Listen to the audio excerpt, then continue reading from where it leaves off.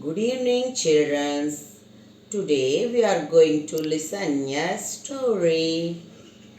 A lion and a mouse. Once upon a time, there lived a lion and a mouse.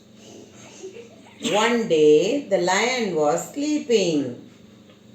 The mouse was started playing on it. The lion woke up. He caught up the mouse and was going to kill. The mouse requested for forgiveness. The lion let him go. After some days, the lion caught in a net. The mouse cut the net with his teeth. The lion was free.